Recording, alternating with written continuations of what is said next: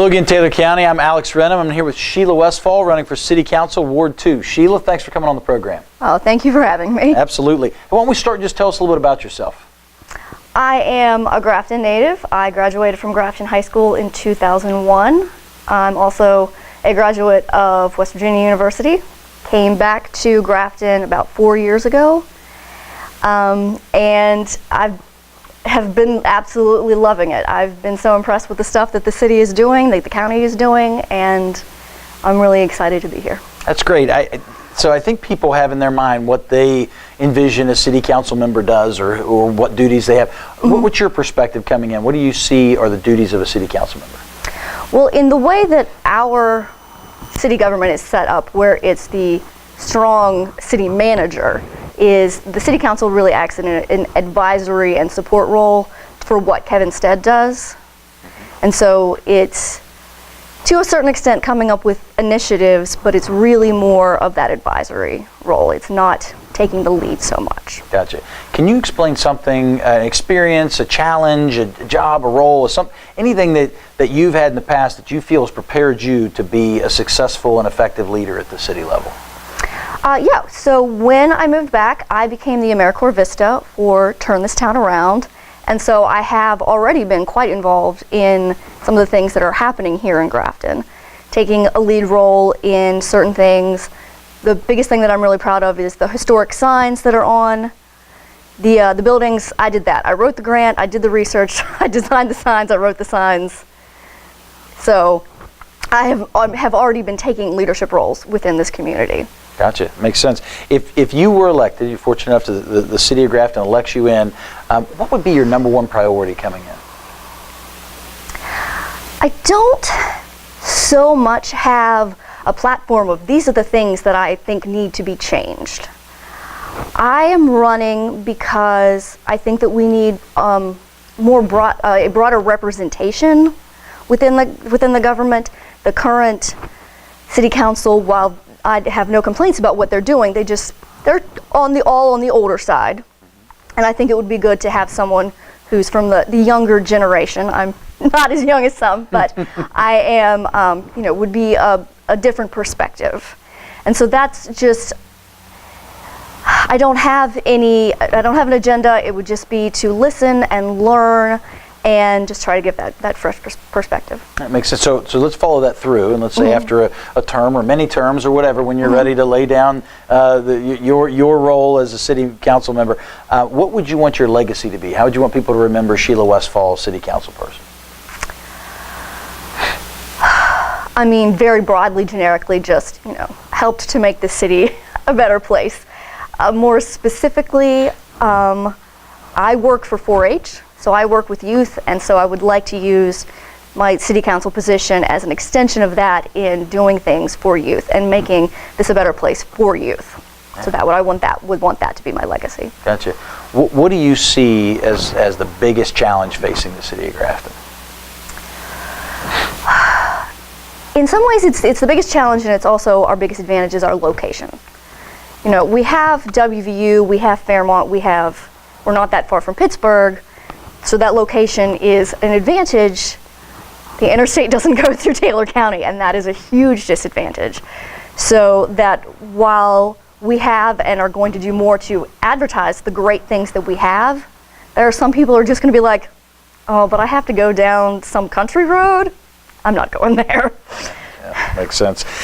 One of the things that gets national headlines and has gotten local and state headlines for much longer, because it kind of consider this was one of the epicenters of the challenge, is this opioid epidemic. Yeah, what do you feel as a council member of the council or at the city level that can be done to help prevent, alleviate the challenges? What can be done there? I mean, everybody's trying to solve this, obviously, at every level. So the question is really just around the city side.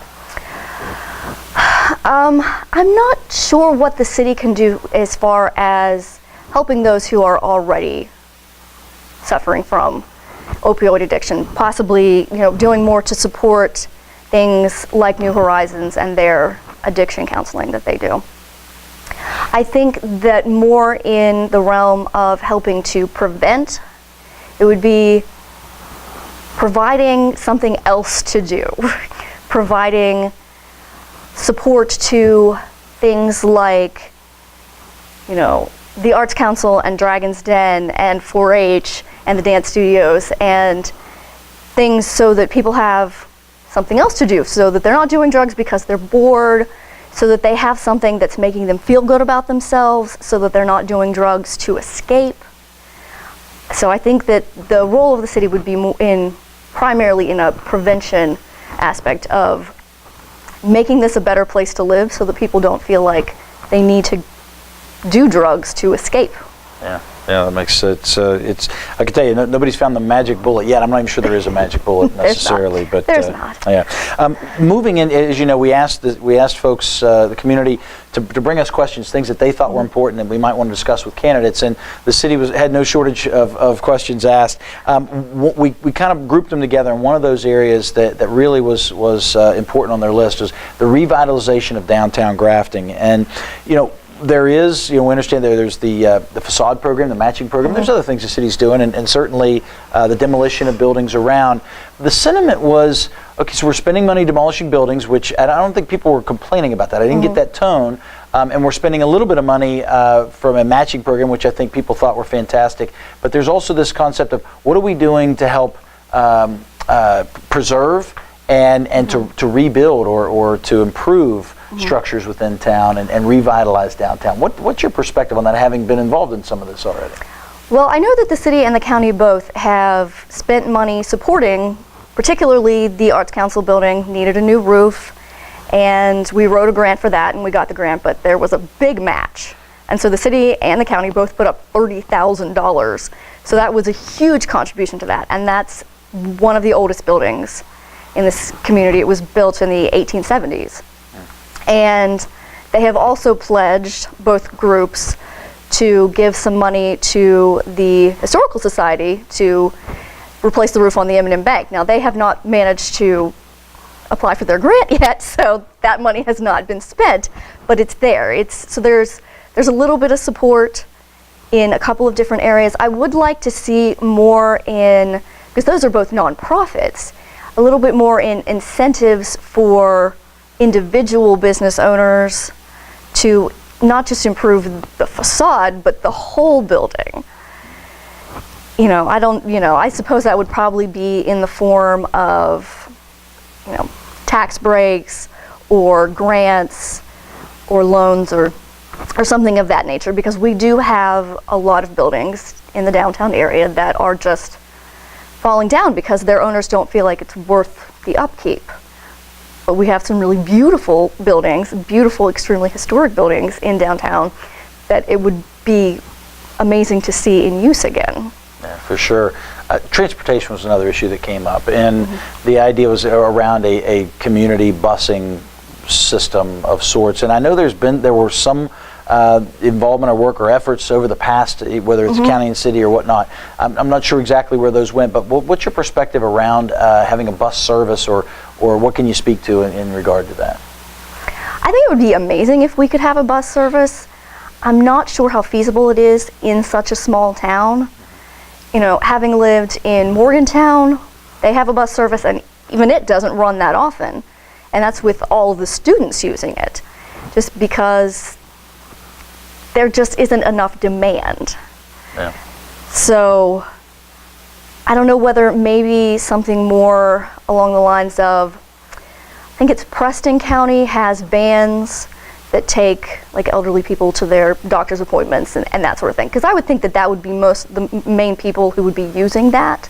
There would, obviously there are people from all demographics who don't have cars, but that I think would be the main constituency of that service here in Grafton. Yep, makes sense. And you touched on this, I think, a little earlier, and so it's an interesting concept. There was a lot of folks that were expressing a lot of the phrase of, are we being progressive from our leadership perspective, and not progressive in the political terms of progressive conservative, and not necessarily a youth and an old, but we're bringing old solutions to new problems. And and I'm not sure that's a fair criticism of our current leadership at the city level, but that certainly was a sentiment that I think it's worth talking about.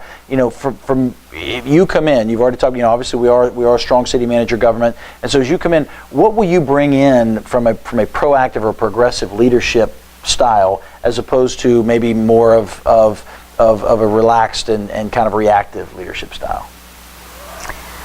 Can you, like, in the questions that you got, were there examples of things that people felt that we were being a little bit too reactive about? Well, it was more around not looking forward and trying to find new ways to either impact our community, revitalize it in ways that are new. That's not just, hey, this is something we tried 10 years ago, we're going to try again. Yeah. And so there were several different. I'm trying to think of some of the examples, but basically, we've got a problem and we're facing this problem. Oh, it happens to be the same problem we've been facing for the last 50 years. Yeah. We need new solutions, and I think that was really the tone that they were looking at, and I think the concept is they want to bring people into council that will be looking ahead and looking at new ways to solve some of these problems. I think Grafton and Taylor County have had the same problem that a lot of small communities have had, where the economy has declined because of the loss of an industry, and the hope is, oh, well, we're going to get another industry in here. And right now we do have the coal mines, and that has been great for the community. That's brought a lot of money into the community. That's a finite resource, so that's not something that we're going to have forever. And so I think we need to look to what some other small communities who have already started thinking forward. Davis is the one that particularly comes to mind, Davis and Thomas, with the emphasis on the history and the arts and the things that are going to last, because art is always going to be evolving. There's always going to be something new, and so we can always be exploring something new. There are always new artists coming up through the schools whose work we can celebrate and highlight. We need to be focusing on what makes Grafton unique. Our railroad history, and the fact that we are one of the only communities that has a lot of active rail lines. Like, I lament the fact that we don't have a rail trail, but it's because all of our rail lines are still in use. And so that's something unique that people really like. And so we need to use our history, but we also need to be looking at it in a more modern way, and not just doing what we've done in the past, celebrating what we've done in the past, but we need to be a more modern community. And it makes sense, and we did invent Mother's Day. We did. We did. Right. I think, as we talk about this, and this is a good segue into this next question is, so if you were to sit back and take just a thought journey of what your vision for a Grafton would be, no limits, just what should this place look like? What's it look like? Can you describe that to the voters? What is your vision for Grafton? I would love to see a downtown that has lots of neat, unique little shops, and maybe what we really need is a bus service that's running between here and Morgantown, or running occasionally from the Pittsburgh airport, bringing people down here to see things like the Mother's Day Shrine and the lake. I'm sure everyone else you've spoken to, would love to see things like the Manos and the Depot, being used again, because those are beautiful old structures. The ceiling in the Manos is incredible, and it's just falling apart. And it's because there's a lot of money that needs to be put into those. But I would like to see us, building a little bit at a time, which I think we have been doing. I think the Arts Council is more active than it's ever been. And we're opening new little shops, and the coffee shop is amazing. And we've got the Adventure Club, and we've got all of these different new things, and just keep a little bit at a time.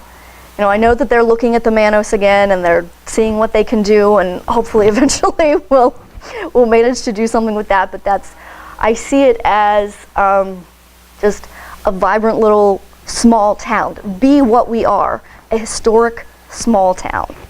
Yep, makes sense. So it's customary on this program that we offer you the last word. What is it you'd like to tell the voters of Grafton? I am, as I said, I'm a native of Grafton. I honestly never expected to move back, but since I did, it's been wonderful, and I've just fallen all completely in love with it again, and I would be absolutely honored to represent you on the City Council, and I would work my hardest to do everything that I can to continue to improve this city. Sheila Westfall, Ward 2, City Council, thank you for coming on the program and good luck. Thank you.